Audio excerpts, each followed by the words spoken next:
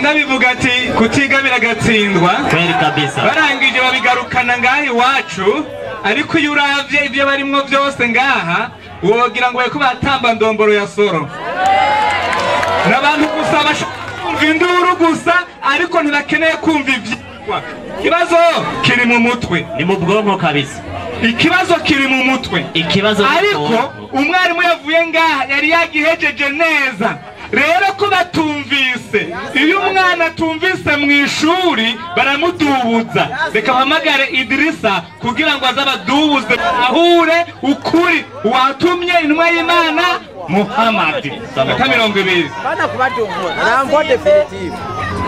Naam, assalamu alaykum wa rahmatullahi wa barakatuh. Wa alaykum assalam wa rahmatullahi wa barakatuh. Tubanje gushimira Allah subhanahu wa ta'ala amahoro n'imihezagiro vyororokera kwasozereye intumwa n'abahanuzi umwarimu w'abarimu icitegererezo c'abitegereza inongozi kubemera Imana intumwa y'Imana Muhammad sallallahu alayhi wa sallam hamwe n'abasangira ngendo biwe n'abayisilamu tuzomukurikira kugeza ku munsi w'imperuka dusabe aradushire muri abo Allahumma amin. Jewe ndanezerewe cyane kuko zishobora kubabazwa n'umuntu ahaguruka aje gutuka abantu wapi ariko rero kuza gutuka abantu ntacyo bitwaye ni nayo ndero yarezwe yo kugira gute yo gutukana umuntu rero wihagurutse gatuka abantu n'abagabo bicaye hano ucumenya ko ariyo ndero yagize gute yarezwe ariko mwarimu ndiyo jewe sinja kubitutsi yavuze ekanda kuko je sinajana gutukana wapi kuko nta ntambara ihari ekanda yindi twemera Muhammad ntibisigura ko Muhammad ashaka kuba intumwa y'Imana ngo kutamwembe wapi oya Muhammad aguma ari intumwa y'iki y'Imana wiyahura ugiranye Muhammad ashobora kureka kuba intumwa ngo kwamututse ekanda aguma ari intumwa y'iki y'Imana twagiye rero kweli yahereye Qur'ani mwarimu ndiyo yahereye muri Petero wa mbere 4:18 Petero wa mbere mwarimu nabwiye gusomera Petero wa mbere 4:18 yasomye 3:19 niho yari yasomye reka kuzamuragonga ibikuta ngo muri ko muri gisha muri abarimu kweli kabisa soma hiyo 4:18 avuga hati 3:19 namukosoro mupeti inyandiko rero nibwo yari mubwira iki kadogo nibwo yagiyemwo ukavuga ngo uri kadogo nzana inyandiko irahari kuri kadogo nibwo yagiyemwo nibwo Yesu yagiyemwo abari impwemu ziri mwibohera ijambo ry'Imana jameni acaravuga impwemu ziri mwibohero ngo si impwemu siko yavuze yego mwibohero zeko zikora iki nizo z'abatumviye Imana kera izo zari z'abatumviye iki Imana kumbe ni impwemu mbi zari zagarara iki Imana Yesu atubageze kugira ijambo ry'iki Imana kumbe zagarara iki Imana waislamu takibiri Allahu Akbar jewe hapa ngira ubwenge bw'ubu ubwenge bw'ubu tumereka kuvuga kweli kabisa waislamu takibiri Allahu Akbar jameni kuba Kristo impwemu zagarara Imana iwabo ni nziza ni ndio originali wa Abayisilamu ni mutanga ingero batwega bakoma induru usanga izo mpwemu ari ingirisumaye urazi ko zagararije mwarimu duha amakuru ubwenge zigene zavuze Mariko 3:11 Mariko 3:11 inyandiko rero ya Giriki kubasoma n'amandika yego impwemu zihumanya nazo uko zimubonye zamwikubita imbere zagera imbere ya Yesu zikamwikubita imbere maze urindira bemera ko Yesu ari umwana w'Imana mu ruzindoki bandanye muri twagiye zamwikubita imbere zamwe mutihumanye amadayimoni zikubita imbere ya Yesu nk'abanyana zikavuga ngo iki zigasemerera ziti uri umwana w'Imana waislamu takibiri umuntu wese avuze Yesu ko ari umwana w'Imana abari kuvuga igitende ihumanye kumbe ni bo maki ni kandi Yesu wamwe ijambo ry'Imana ari bo maki ni takibiri twagiye amadayimoni kabisa acagenda mwarimu asoma muri Petero ushima abanyine mu majini ariyo madayimoni ndiyo umuriza akakarusha Matayo 16:18 payiharara Matayo 16:18 yego inyandiko ya Giriki nanjye ndakubwira yuko uri Petero nanjye ndakubwira yuko uri Petero petero kandi kuri urwo rutare nzokubaka ishengero ryanje atubwo rutare ariko petero ariko navuga ngo nzokubaka kw'ishengero iri nyene kandi amarembo y'ikuzimu ntazorishobora kabisa niko navuze nzoguha imfunguruzo z'ubwami bwo mw'ijuru aho nyene bagikubitire gatoye n'abandanya ariko petero yahawe imfunguruzo z'ubwami bw'iki bwo mw'ijuru abakirisi muhetu n'inzira n'ukuri n'ubugingo buzobajanahe bwo mw'ijuru kumbe yesu adasanga ahubwo ari kw'imfunguruzo z'igisende petero kuko yesu nta mfunguruzo z'ijuru akira yahera cyangwa petero bagiye bandanya urabandanya icyo uzohamira mw'isi cyose icyo duhambira mw'isi cyose kizoba gihambiriwe mw'ijuru petero amaze guhabwa imfunguruzo z'ubwami bw'ijuru bw'abakristo yesu akabibona ko yamaze kwiyandika mu imfunguruzo ko na yesu nazoronka haca umuryango yamubwiye 2003 hagira hati yesu yazahindukirira petero acahindukira wewe ndi bose kuri urushengero uru'u ari nawe afite imfunguruzo ari nawe afite ahindukirira petero ati herera inyuma yanjye satani kumbe petero ni shetani kandi yubatse kuri runo rushengero kumbe n'urushengero rwubatse kuri petero ni nawe afise urufunguzo rw'ubwami bw'ijuru bw'abakristo kuko ari we shetani muheza gigo bagiye ari nacyo gituma mwarimu yahagurutse haraza kudutuka aradutuka kabisa kweli ngo ntitubatizwa ngo turi mihimbiri kweli kabisa niko yavuze ariwo ukari mwarimu abwira abantu ngo muri mihimbiri umwarimu pasitori atukana ababwira abantu ngo ni mihimbiri ngo abantu bose batabatijwe aho gusoma uko bivuze wapagani ni watu wasio batizwa ikibazo kiraje Biblia yabatije Maria nyina wa Yesu ngira niwe muhimbiri wa mbere acaba Maria acababyarira Imana mucaba n'umuhimbiri ariwe Maria ikigira kabiri mwarimu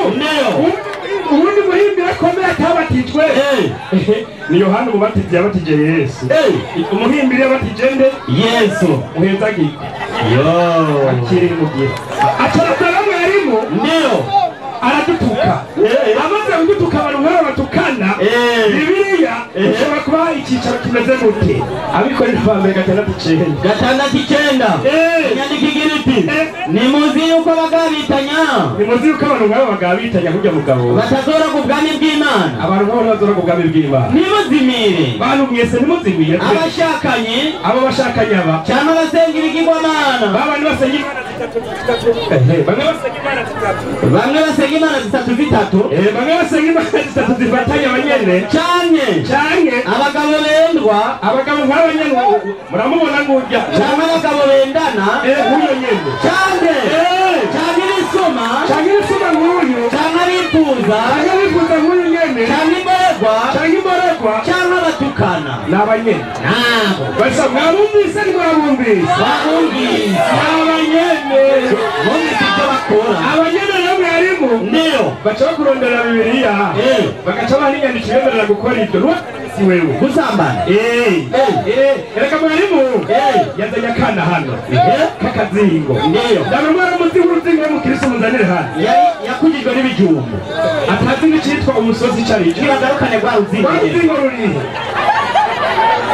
igire hano mwarimu yahitanye uruzingo rwazingamye wabayeho nabi aza kurugereranya n'abana b'Abarabu bo mu gihe cy'intumwa y'Imana Muhammad inna lillahi wa inna ilaihi raji'un jamani genda mwige jya kw'ishure kuva kera abantu barashobora gukora umwana ari mu nda umwana w'imyaka 9 w'umwarabu usanga afite imyaka hafi 20 n'umwana w'umurundi ibyo rero wewe kugira tubone ko Muhammad yakoze ikosa mukobwa kugira tubone ko ukwa mwarimu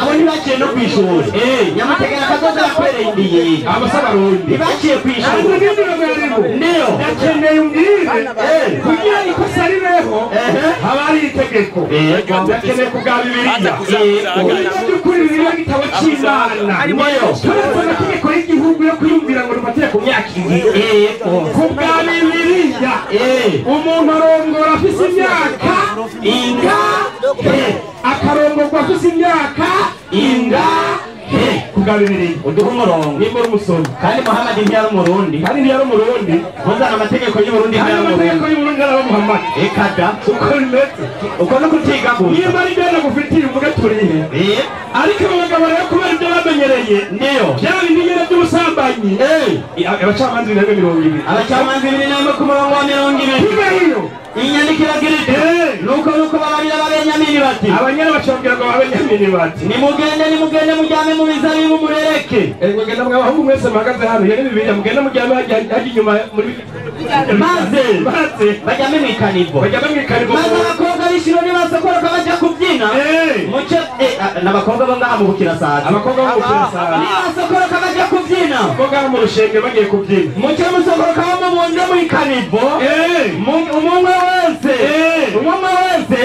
acakira umwigeme umwe muri abo bigeme amubwira umugore wiwe uheze mwitahire nico gituma rero umusore Muhammad kubera yakoye Muhammad yarakoye amwumvira wivu reka kumwumvira wivu we mufata ku nguvu mwebwe mufata ku nguvu kabisa nico gituma Bibiliya bigisha no kurongora n'abana banyu abikorera ba mbere 36 bagiye inyandiko iragira iti ariko umuntu niyumvira ko atagirira umukobwa wiwe neza ayakubyara acari muto reka fatuye umugabo ubone wa mukobwa wawe nawe utamugiriye neza n'amarenze ubukumi ukabona yasanziye muhiri wawe kandi namba bikwiye rwose ukabona ko bikenewe muri se wiwe nagenza uko agomba Bibiliya ati kora icyo ushaka abareke barongora acawe uzomukoze ntacawe birongora n'umukobwa wawe acawe uzomukoze muri Bibiliya wese utakibwiye aba bagabo rero kubera ibyo bamenyereye bagomba kubizana bayimadike ku ngoma y'Imana Muhammad anacho gituma Bibiliya cyongera ngo iki Hosea 4:14 kabisa inyandiko igira iti sinzohana abakobwa banyu umbiriza abakobwa b'abakristo murumbiriza Bibiliya yanyu nibigira abamaraya abakobwa b'abakristo muri bigira abamaraya mu Imana yabo ntizogirane ntizobahana niko babigisha abagabo cyangwa bakazana banyu nibasambana Imana y'abakristo ntizogirane ngo ntizobahana icyo gituma cagirira inzigo intumwa y'Imana Muhammad kubera yarongoye mu mategeko akaronga umugore Islam takebera twagihereye kundara nakuraba kandi ku nyigisho za Kristo bajya ntangora asoma indi nyandiko muri Matayo 2:5 hasigaye 5 mbarire Matayo 7:51 inyandiko rero iragira iti soma kubasoma n'abandika kujya none nabonye ko abantu turi kumesa abarimu ibitangaza byabaye Yesu acikanye jameni munyumvirize inyandiko yasomye ibyo ntabwo bihurira na Muhammad igihuzu gikingiriye ahera cyane ho urusengero itankamukamwa kubiri uhereye hejuru ugashitsa hasi isi iratigita ibitandara birasadagurika imva ziruguruka imibyimba myinshi y'abera bari basinziriye irazugwa bava mu mva amaze kuzuka jameni munyumvirize ubwenge bw'aba bagabo bashika mu gisagara turindire ibi nibitangaza byawe Yesu agize gute wacikanye ari hehe ku musaraba hamabera ngo bava hehe bava mu mva Yesu namwe cyongeragira gute zuka akiri hehe akiri ku musaraba ibi birinjira no mu bwenge wapi nico gituma abasabarimu ufise ubwenge hino nyandiko ni wari kuyizana kada kuko inyandiko irapinga ko Yesu yari yapfuye kweri biboneka ko Yesu yazuse akiri ku musaraba ibi birumvikana yazuse atahamba birinjira no mu bwenge ataranahamba ni hakiri za Gikristo ni sawa ariko mu bwenge bw'abakristo ni original kweri twagiye acaragenda mwari muri Korani asoma mu bijanye na Musa soma 30 yasomye Korani 2:13 Korani 3:42 acha soma na Korani 3:33 bera mu Korani 2:13 bandurindire ndio iyi mirongo yose ya Korani yasomye iza kuvugira Maria na Yesu ndio yururutse ku numa y'Imana nde Muhammadi yururutse ku numa y'Imana nde Muhammadi uyu nyene acazana inyandiko z'inuma y'Imana nde Muhammadi kandi atemera ko Muhammadi yatumwe n'iki n'Imana murabona ko ubwenge bukora wapi murabona ubwenge bwabo bukora neza wapi kuko sinumenye nawezaga aya nimwe ya Korani yahawe inuma y'Imana Muhammadi utamwemera ahubwo nibaturondere nimero za rojanti tumutelefona aze gutora abantu 3:42 3:42 Korani yasomye 42 jamene aba bagabo nyuma muyiga ubugari mu biga mu yindi nzira ego kabisa Bibiliya bwo kubigisha injira tungwa n'iki n'injiri nimubwe bona abatutse murondera ubugari soma kwizina ry'Imana nyirimbabazi nyirimpuhwe ewe Mariyamu niwitoneke niwibuke aho abamarayika bavuze bati ewe Mariyamu mu vy'ukuri Allah yaraguhisemo ati uhoraho yaraguhisemo aragucyorora kandi urindire Korani yahawe intumwa y'Imana nde Muhammadi niwe wavuze ko Imana yacyoroye nde Mariyamu umuntu atemera ko Muhammadi ari intumwa y'Imana atubwira ko Mariya ari kivuma umuntu atemera ko Muhammadi yari intumwa y'Imana atubwira ati Mariya ntabwo yaracyoroye yari mubi yari ugesera ututubari byavuzwe na Muhammadi Muhammadi ngo Mariya agize gute yaracyorowe Mariya yaracyorowe bivuzwe na nde na Muhammadi ubwo yabyaye nawe 35 Korani 45 n'igihe abamarayika bavuga bati ewe Mariyamu uyu ni Muhammadi yashiriwe nande n'uhoraho ubandanya ewe Mariyamu mu by'ukuri aho araguhaye inkuru nziza ijambo rimuvuyeko yuko uzovyara umwana yitwa Masihi inde Isa Yesu mwene Mariya azogira icyubahiro ku isi no mu buzima budahera Muhammadi acarayishurirwa ko Yesu abize icyubahiro ngaha ku isi nahe no mu buzima budahera bivuzwe nande Muhammadi kuko ari intumwa y'Imana abatemera Muhammadi ngo si intumwa y'Imana ntusubire gusoma inyandiko nimwe ya Muhammadi muri Korani ekada utamwemera ntusome Bibiliya ariko Muhammadi ko ari intumwa y'Imana arondera uturongo two kumuvugira tuvuye kwande kwa Muhammadi ni nka wa musanga yanga ibyapati yarifari nakunda iki ibyapati n'abanyene nabo sasa Muhammadi byagenze gute ushika intumwa y'Imana siko bimeze Korani 2:253 Korani 2 byagenze gute twahiye 53 sawa kwa izina ry'Imana maelezo inaonyesha kuwa mitume ati no aya irerekana yuko intumwa daraja zao ubu nuzanye idaraja zabo ni mbalimbali ziratandukanye kwa Mwenyezi Mungu kuhora Imana rugira byose kama binadamu wengine nuko abandi bantu bose bagenda batandukanye ku byubahiro byabo na n'abamarayika nuko bimeze na majini na wenginevyo n'abandi nuko wanazidiana kwa fadhila za Mwenyezi Mungu ariko nabo bagenda batandukana bivanye n'impano z'Imana na kwa amri zao no ku mategeko Imana yagihereza abavugishwa n'Imana n'abantu na hapa Mwenyezi Mungu naye ni Nabii Musa uwa mbere ni Nabii Musa aliyepewa hoja zilizo wazi yahawe ibimenyetso bigaragara naye ni Nabii Isa wa kabiri ni Yesu nawe yahawe ibimenyetso bigira gute bigaragara Nabii Isa na aliyepandishwa vyeo na wengine yarahawe ibyubahiro Imana mudugije ibyubahiro vikubwa kabisa kandi bikomakomeye naye ni Nabii Muhammadi ukurikira n'intumwa y'Imana Muhammadi alangu yamudugije icyubahiro ushake wimwe na vile katika hao wakubwa kabisa ni Nabii Ibrahimu uwundi yahawe ibyubahiro bikomeye ni intumwa y'Imana nde Ibrahimu na Nabii Nuhu na Nabii Nuhu kama ilivyofahamishwa mwarimu naam abayisilamu turemera yuko umuntu wese ategeka kwemera intumwa zose z'iki zima adakuyemo n'intumwa nimwe iyo ukuyemo n'intumwa ninde nimwe uri kafiri twebwe abayisilamu rero nta kudukura kuri Muhammadi twemera intumwa zose acaravuga ati Muhammadi ntabwo yize reka ngende n'umwanya mwarimu ngo Muhammadi ngo ntabwo yize siko yavuze siko wavuze twagiye muri Korani mwarimu ndio 8:6 Banyaraka 8:6 ucugenda 5:5 kwizina ry'Imana nyirimbabazi nyirimpuhwe havuga hati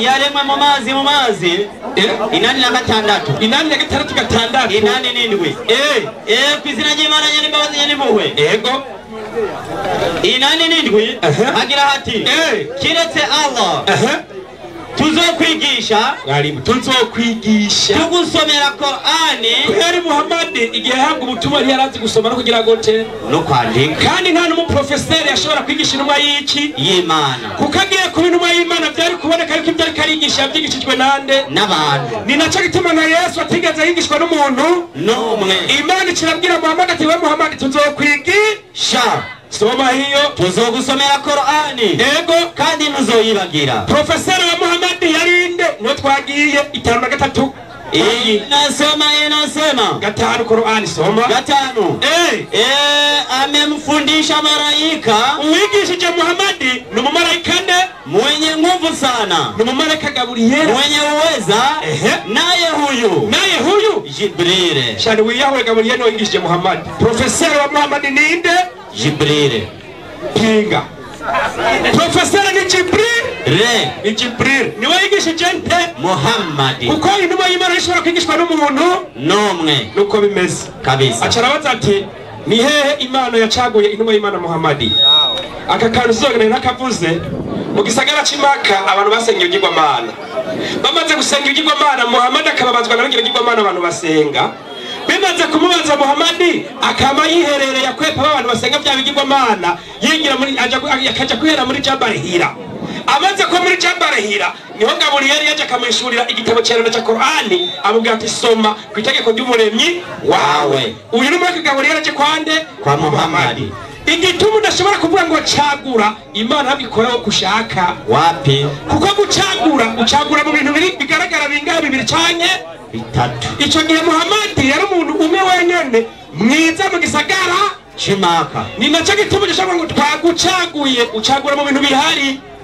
Ni naco gituma Imana yacivuga gute 5:15 Qur'ani 5:15 Qur'ani banyaraka kwizina ry'Imana nyene mbabazi nyene muwe Bismillahirrahmanirrahim 5:15 inasema kwa wasomyi na waandishi inasema mwalimu 5 mstari wake 15 mama mwalimu inasema enyi watu wa kitabu enyi watu mwahawe kitabu amekwisha kufikieni Imani yavuze ati yamaze kubashikira mtume wetu intumwa yacu. Imana nivuze ngo intumwa yacu Imana ati intumwa yacu yaramaze kubashikira. Jamani Imana yomenya ko umuntu yashikiriye abantu atamutorerwa mutumwe kada ubwenge buke gusa bobo bapinze wo batazi mwe mwenge gupingwa mutazi yarabashikiriye cyo tubagize gute mwamupinze kuko mwumvise ko yabashikiriye 50 yesa Zaburi 5:1 Zaburi nyarutsa 51 ku murongo wa mbere iyo Zaburi yahawe umukuru w'abaririmbyi. Akantu kamwe ndababwiye bagiye gutukirwa Imana Muhammadi ngo agiye gukwa umwana akiri muto ariko bayibagira ko na Dawudi intumwa yabo bayemera yakoze ivyo bikurikira soma. Iyi Zaburi yahawe umukuru w'abaririmbyi ni Zaburi ya Dawudi yanditswe hamwe wavugishwa n'Imana Natani yaza kuri Dawudi amaze gusambana nande na Batisheba. Dawudi aratamba mana Dawudi arakomeza aratamba kumwe yabigisha gutamba umusamba atwaye turamwemera kinatsi warongoye. Salamu alaykum. Wa alaykum assalam wa rahmatullahi wa barakatuh. Hatutamani dalili ya kuleta fujo. Kama kunakuwa tatizo fulani wanasimamisha krono na hiyo tunaendelea, lakini kwa kama kwa namna kutafuta fujo hivi ni kitu kingine. Kwa hiyo naanzia hapo kwenye mwalimu alimalizia. Nisomee hapo Zaburi 51. Leka tutangule kuri Zaburi 5:1. Anasema Daudi amefanya usharati. Ndiyo alifanya usharati, kisha kaandika namna gani? Somee. Ngirira ikigongwe Mana kubw'imbabazi zawe. Daudi alifanya usharati ama alizini, lakini akaomba msamaha kubw'insinzi y'imbabazi zawe. Sawa. Ukibanganye ibicumuro byanjye. Sawa. Daudi kaomba msamaha. Tuangalie je Muhammad aliomba msamaha. Muhammad uliomba msamaha? Mbega Muhammad kwa yakoze ibyaha yarasabye imbabazi. Muhammad ulifanya usharati, uliomba msamaha? Mbega Muhammad ko warongoye benshi atanurusha ufise warasabye imbabazi. Twende kwanza 47 19 yake inasema nini? 19 aravuga agasubira. Jua ya kwamba sikia Muhammad sasa tuangalie wapi aliomba msamaha. Hakuna budi wewe kwa haki ila Mwenyezi Mungu. Ndiyo. Na uombe magufira au uombe msamaha. Ndiyo. Kwa dhambi zako. Wanamuomba uomba msamaha. Lakini bahati mbaya alikufa hakuomba msamaha. Sio dhambi zake peke yake. Na dhambi za Waislamu wote. Wake wanaume hawa wote hao. Hawa wana dhambi hao.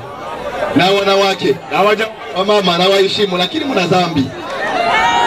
Wamama wale na waheshimu lakini wana dhambi. Kisha anasema kwa dhambi za wanawake na Waislamu na dhambi za Waislamu wanawake. Na Mwenyezi Mungu ndio anajua mahali penu. Ndio. Wote. Sasa kwenda. Sikia sasa. Pole pole baba. Mimi sina haraka ya muda. Hata nifanye dakika moja.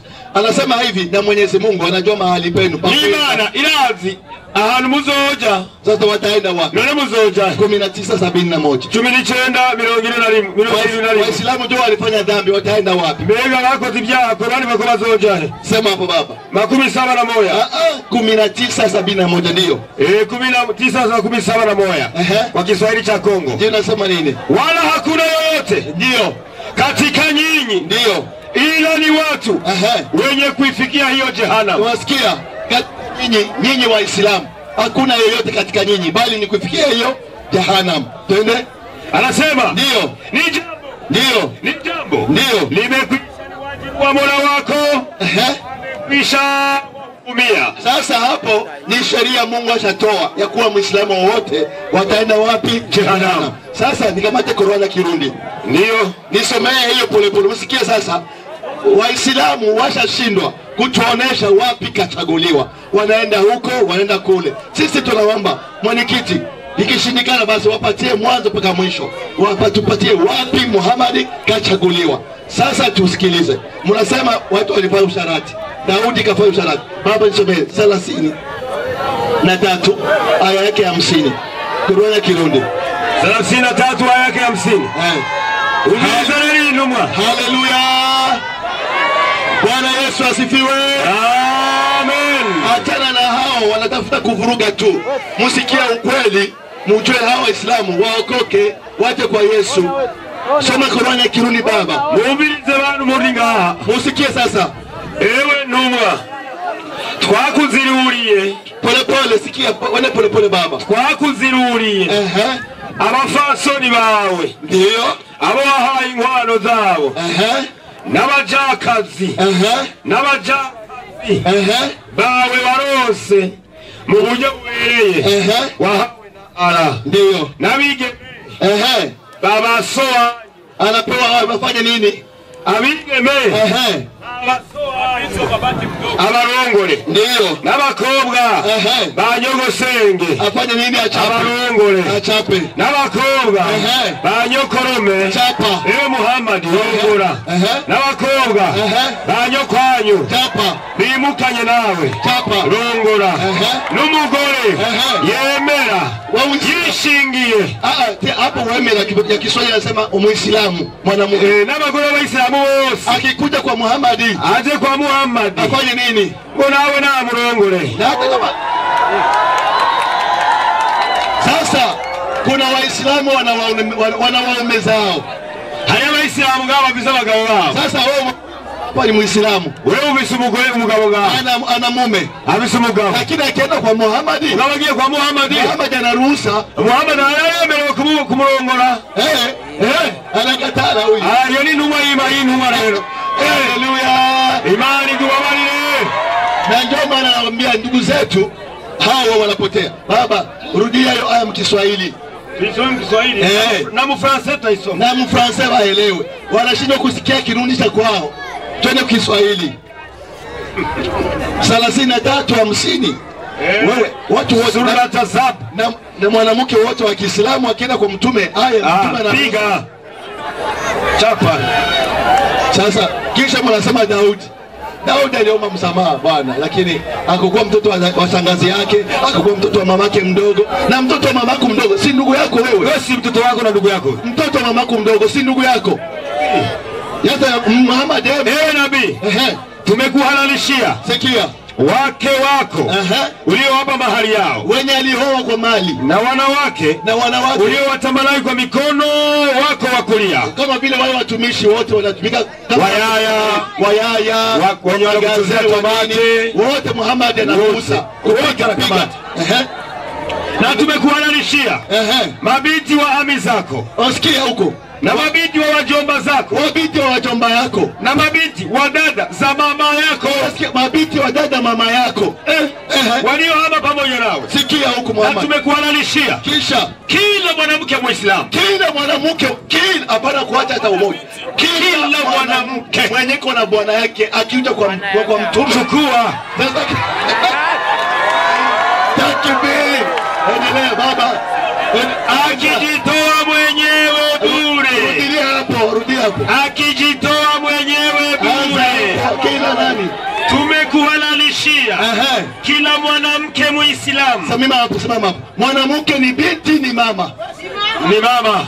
Tukisema mwanamke, hakusema kila binti Muislamu. Kila mwanamke. Kila mwanamke wa Kiislamu akienda kwa mtume anaendelea. Akijitoa mwenyewe bure. Unasikia?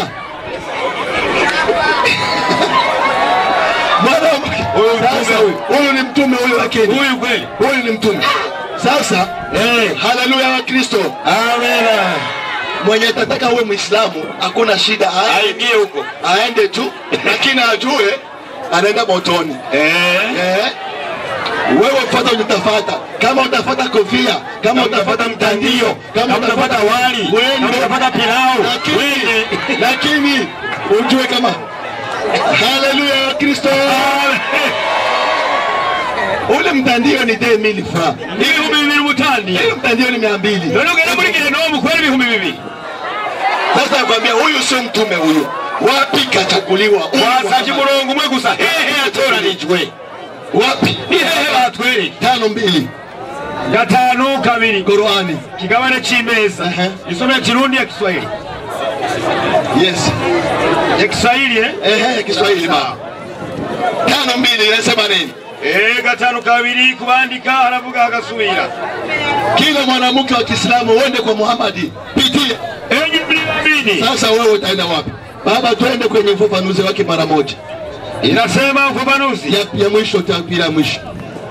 Makafiri walikuwa wakenda huko Maka kuhiji. Sikiliza wa Kristo na Waislamu. Makafiri walikuwa wanaenda hija kila mara huko mbele ya masanamu hayo yao. Walikuwa na masanamu hao, makafiri walikuwa na masanamu walioyatia ndani na nje ya Al-Kaaba. Masanamu hiyo yalikuwa ndani na nje ya Al-Kaaba. Al-Kaaba ndio msikiti. Ukiona Waislamu wanaanza kusali, unaangalia huko, Mungu wao ni huko, ni huko. Sasa ndio wanaanza kusali, wanaangalia huko kwenye Al-Kaaba huko.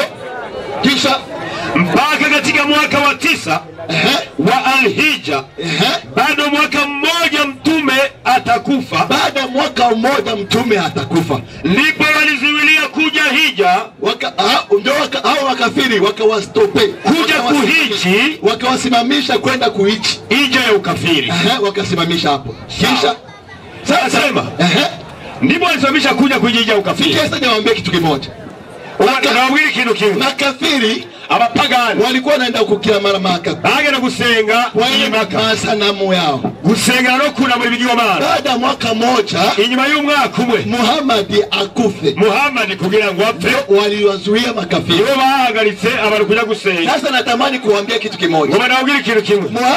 Muhammad alitangaza Uislamu, yamamaje Uislamu miaka 23. Imyaka 23. Inamaanisha sasa isobanurwa kulingana na hadithi hii, bibaye ni isobanurwa miaka 22, imyaka 22, wakati makafiri wanaenda kule imyaka 22 bagenda gusenga Maka. Na Muhammad naye anaenda wapi? Na Muhammad yagenda hapo kuna bigirwamana, wakati masanamu yao ya makafiri bigirwamana by'abapagani ipo ndani na nje, byari ndani no hanze y'umusigiti Maka. 22, imyaka 22, Muhammad naye anafanya hija, nawe yakora masengesho y'igipagana aho nyene. Kisha mwaka mmoja, inyuma y'umwaka umwe, wakawazuia, bacha barabazimira. So huyu ni mtume huyo. Wale nini mmoja asenga bigirwamana, masanamu zilikuwa zinayala Maka, ibigirwamana byari byuzuye Maka. Na ndio maana niliwauliza, niyo n'ubu birashariyo. Aya ya kwanza niliwauliza, nabajije kibazo cha mbere, Muhammad hakukuwa na dini. Muhammad ndiye afisi dini, hakukuwa na imani, hakukuwa na kitabu. Mbeleni alikuwa na kitabu gani? Mbele ataragira Qur'ani, afisi kitabu. Alikuwa na imani gani? Afisi kwizera Qur'ani. Tuangalie imani ya makafiri hapo, kuja turabe ukwizera kwa pagani na hii imani ya Kiislamu, no kwizera kwa Waislamu kino gihe kama haiko sawa sawa, kwa atari kimwe. Haleluya, amena.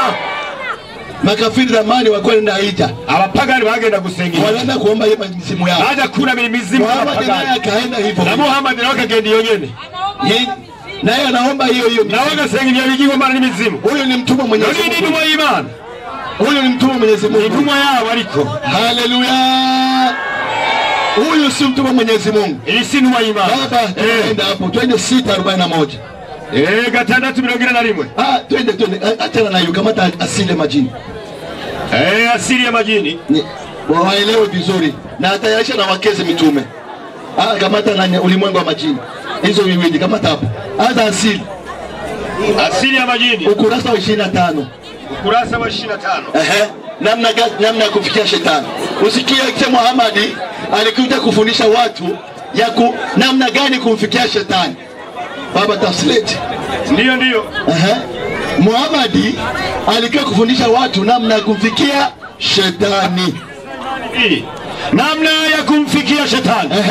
Inasema inakubidi uombe pamoja na watu maalum. Unasikia, ili umfikie shetani ni lazima uombe na watu wakishimika. Ndio utamfikia huyo shetani. Ndio utamfikia shetani. Inakubidi usome vitabu fulani. Ni lazima usome vitabu fulani kumuhusu shetani. Simama hapo. Ndio. Sasa tuangalie vitabu kuhusu shetani. Ni vitabu gani? Ulimwengu wa majini kurasa wa 31. Ulimwengu wa majini. Bo walazi ni sibe daimona hii nukuru wa ironde. Haleluya. Inasema 31. Ulisikia nabii gani kafundisha watu namna ya kumfikia shetani? Ni mubisi nuwa yigisha warujo washikia satani. Wapi? Hakuna hata mmoja. Soma basi hiyo. Ibada iwe kwa ajili ya Mwenyezi Mungu tu. Jambo hili limesababisha wasiokuwa Waislamu ndio kuikashifu hii dini ya Kiislamu. Kweli? Kwa kudai ni dini ya majini. Ndio. Wanasema Waislamu wenyewe. Hatupingi. Sisi Waislamu hatupingi kama dini hii ya majini. Nuko abadaimoni muribo harimo Abayisilamu. Ego. Kandi nta kindi gitabo bafise atari Korani. Sama.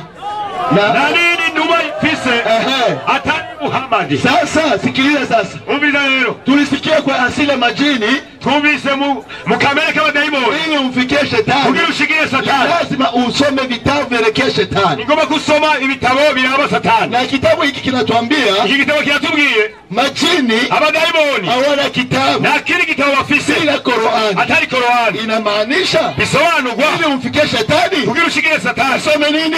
Usome iki? Qur'an. Usome nini? Qur'ani. Ukisoma Qur'an unafikia nini? Shetani. Hiyo kitabu baba zungumza hapo trande. Wanasema hivi, jini akiingia mtu hapo jini hapo mwanzo hapo nyusha. Inasema nini? Kwa hiyo sio rahisi jini amuingie mtu. Sikia. Amuingie Muislamu. Ati ibintu byoroshe kwa daimoni yinjira Muislamu. Hamivugiyo jini ni muri uwo muntu. Ati ngo ni papa. Cyangwa ngo ni askofu. Cyangwa ngo ni umuchungaji. Cyangwa jini ngo ni padiri. Cyangwa jini ngo ni kardinali. Hapana. Wishengero Pentecost. Hapana. Cyangwa wishengero ry'abasabato. Cyangwa daimoni vuge ngo ni Muromani Catholic. Cyangwa ni mushengero rya Luterani. Cyangwa mu Anglikani. Cyangwa mu Moravia. Oya. Ibyo nibishoboka. Abivuge ngo navuye i Paris. Cyangwa Washington. Cyangwa London. Rudia nyuma ya majini anataka nini? Unasikia? Jini kiingia mtu haisema mimi niko Mprotesta, Mkatoliki, hapana. Lakini jini kiingia mtu anasema mimi ni Muislamu. Lakini jini kiingia mtu inachitanga salamu. Itibuga assalamu alaykum wa rahmatullahi wa barakatuh. Hayo ni majini haya. Bwana Yesu asifiwe sana. Nimesema Bwana Yesu asifiwe sana. Ni lazima muwe na moyo wa huruma mwa kuwaombea ndugu zenu hawa majirani. Nkuko namwe ndabivuga, igikuru nuko abantu tuza gutahura inyandiko. Igikuru suko abantu tugoma tugira iki? Dutera induru. Igitangaje, asomye igitabo Ulimwengu wa majini, asoma yuko amashetani ngo ari Abisilamu. Yibagira igitabo cy'Abakristo ingene kivuga paji ya 63 igitabo cy'Abakristo cyitwa intambara ikomeye, cyitwa ibyaduka byo mu minsi y'imperuka. Inyandiko igira iti havuga hati satani asa na Kristo mu kantu kose. Satani ngo asa na Kristo ngo mu kantu kose. Turabandanya. Tuza Abakristo baduze intoki. Abakristo biyitirira nde? Yesu. Biyitirira Yesu ngo ari wende? Kristo. Kristo ngo asa na Satani ngo buri kantu kariko kose. Nicyo gituma Kristo yatoranije abigishwa 12. 12. Ashiramo n'abasatana ngahe? 2. Imyenda kabisa. mama satana ngaye. Abiri. Kubera satani asa na Kristo mukanu kari kokose. Inyandikira bandanya. Abantu bapfukamira. Abantu bapfukamira kumuramya. Tuza ni bande basenga bapfukame saba Kristo gahemye. Nabo nyene. Abantu rero ngo bapfukamira ngo kuramya satani. Mu gihe nawe azamura ibiganza. Satani ngo acagego ngo agacazamura ibiganza. Kandi akabaho umugisha. Satani ngo acaho umugisha wese mutakibira. Nkuko tuza akabaho umugisha. Nkuko Kristo yawuhaye abigishwa. Kristo yawuhaye abigisha. Satani tunatanzwe nanje umugisha ndawuha Kristo. Kumbe Kristo umugisha wafise uva kwa Satani. Kristo umugisha wafise uva kwa Satani. Subira ugaruka aha. Mwarimu ndio ushime umugisha wafise uva kwa Satani. Abakristo nibigo baremba mu rusengero. Yego. Nubu twagenda hari umuziki. Yego. Samuel wa mbere 16 23. Samuel wa mbere. Tuzi. Imwamu mbi yahora iza igafata Dawudi bwa gitange. Kugira umwamu mbi ikire bararirimba bagacuranga. Arico gituma pastor uzabona mu mashengero. Narakubonye Mana. Narakubonye Mana. Kumbe yabonye Satani. Inyandikira giriti. Hanyuma uko yamwe mbi yarungitswe n'Imana yafata Sauli. Ati uko yamwe mbi yarungitswe n'Imana yafata Sauli. Daudi yahitaniranga agacuraranga. Maze Sauli akoroherwa agakira. Waislamu takibir. Allahu akbar. Ugaruke ngaha. Nukuzura honda kamwe kamwe. Guhondera inkende ku nkerekene. Mwarimu ndio twagiye. Ego. Atiata Qur'ani kanumbiri achasoma maelezo.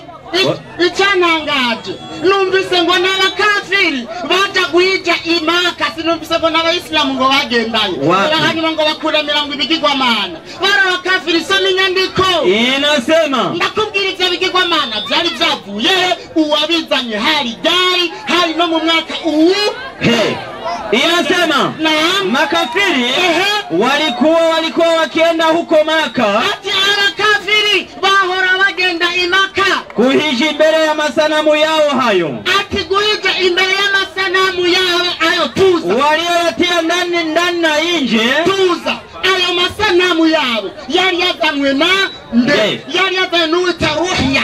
Soma Ar-Rahika al-Maktum page ya 37a.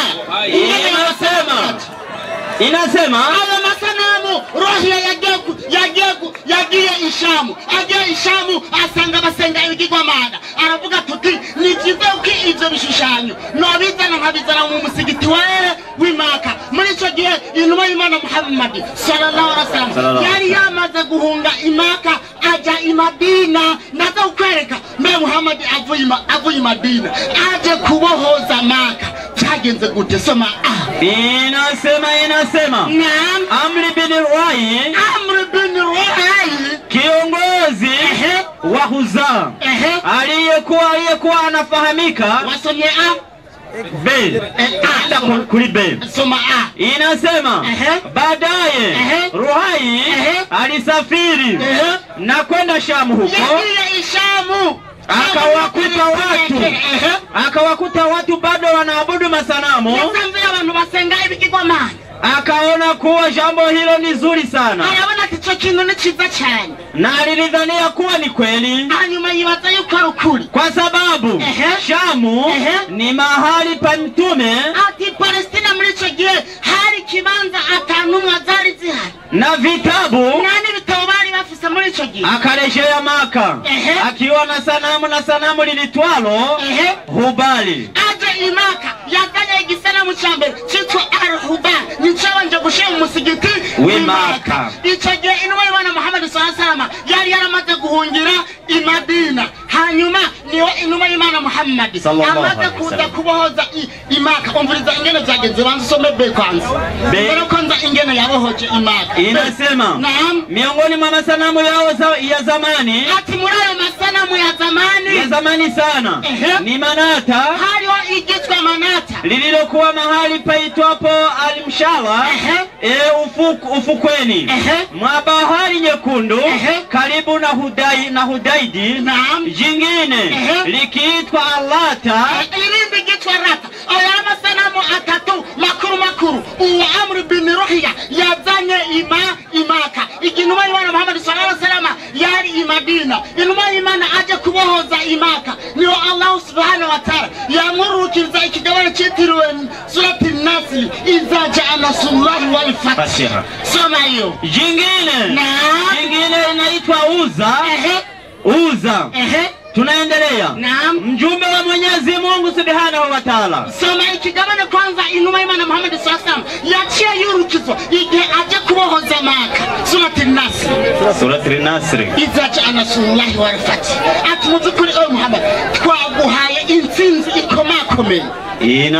Inasema haraka iza jaa nasrullahi wal fath wala aitam nasa yadkhuluna fi dinillahi afwaja fasabih bihamdi rabbika wastaghfiru innahu kana tawwaba. Inuma Imana Muhammad sallallahu alaihi wasallam bahunganye bacabinjira imaka Muhammad asanga yibigirwa mana umviriza shayo yabikore Yesu. Inasema umviriza ingene yabimena mjumbe wa Mwenyezi Mungu Subhanahu wa Ta'ala tuza nikono ngatuzomena guriyo misaraba alipoteka Maka inuma Imana Muhammad agarutse kubohoza Maka alikuta pembezoni mwa Al-Kaaba masanamu 360. Inuma Imana yasanze mwibigirwa mana majana 360.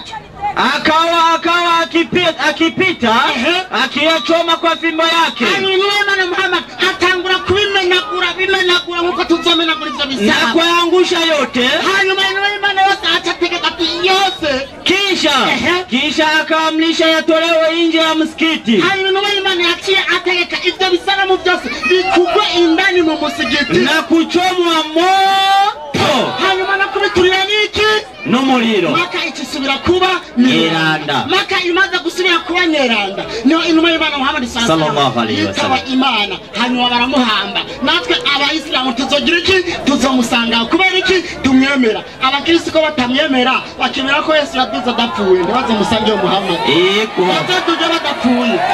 Allahu Akbar. Hanyuma mwarimu kizuka umviriza bamwemeye Muhammad ihadisi soma hiyo.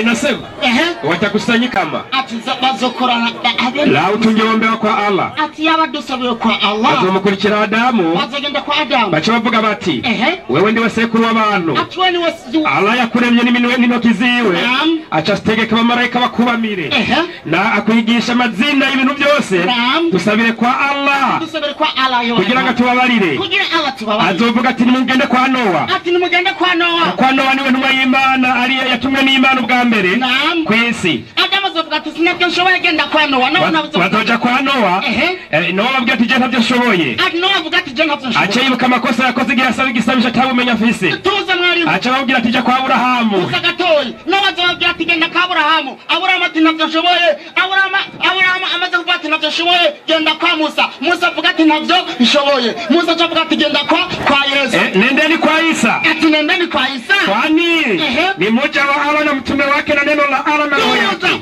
ati Yesu ni numa ya Allah manuka na akasema mimi siwezi. Yesu avuga ati Yesu nshoboye endeni kwa Muhammad ati ni mugende kwa Muhammad nendeni kwa Muhammad ni mugende kwa Muhammad ni mmoja aliyefutiwa makosa yaliyotangulia na yajayo ati ni wewe yafutiwe amakosa y'abantu na watu watamfuata tuza abareba gacaba ngo Muhammad yakoze amakosa bakibagira ko ari gihe Muhammad yabayo ataraba intumwa y'Imana ari umuntu asanzwe nitaondoka nimuombe hivi ni Mola wangu hanyuma Muhammad azogenda asabe uruhusha umuremyi wiwe na nipindi nitakapomuomba Mola wangu ati mugihe nzosaba umuremyi wanjye nitasujudu ati Muhammad nzosujudu na ataniacha huku nimesujudu ati warazondeka ndi muri siji kwa muda utakayo kisha itasemwa kumwanya zobashatsa inua kichwa chako waravuga ati urura umutwe omba utapewa ati saba wa Muhammad nasema nasikilizika ati kandi ivyo saba birumvira naomba shafa utapewa ati kandi icyo usaba cyose uragihabwa nitainua kichwa changu na nitamsifu Allah kwa sifa nitakawe waombe kwa sifa atakazo nifundisha ataniwekea Allah kikomo cha watu nitakawaombea. Hayo imana ugira byose izoha igitigiri Muhammad cy'abantu ategerezwa gusabira. Nitawaingiza peponi. Hayo Muhammad azoca twinjiza mwijuru. Kisha nitarudi tena mwenye kwa Mwenyezi Mungu. Muhammad nazoshikwa n'ubundi azoca. Niona Mola wangu nitafanya kama nilivyofanya mara ya kwanza. Ati nzogera nk'ivyo nagize ku nshuro ya mbere. Hama ndamusabe azoshashira ikindi gitigiri cy'abasabira. Naam. Hanyuma wewe nasabiye nitawaingiza peponi. Niba wiyemera uze kuduga ngaha mwarimu ndamutangarira acatanga 33 50 Qur'ani ngo Muhammad ngo arasiruriwe aradondagura abakenyezi benshi yibagira yuko Aburahamu yarongoye mushikiwe Aburahamu yarongoye mushikiwe itangiriro 2011 niba Aburahamu yarongoye mushikiwe numwemera nka sogokuruza wabemera itanguriro 2011 Aburahamu sogokuruza wabemera ego umukirisa pinga duzurutoke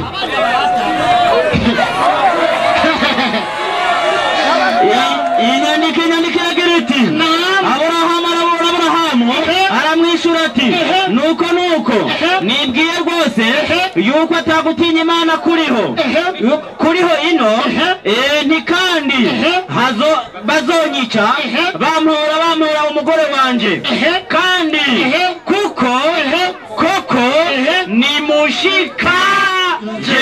Aburahamu yarongoye mushikiwe kandi Imana yaravuze ati ewe Aburahamu uhuzo kuvuma nanje nzomuvuma uhuzo guhezagira nanje nzogira iki nzomuhezagira. Mwebwe rero niba muvuma Muhammad muce muvuma na Aburahamu Imana izocibavuma.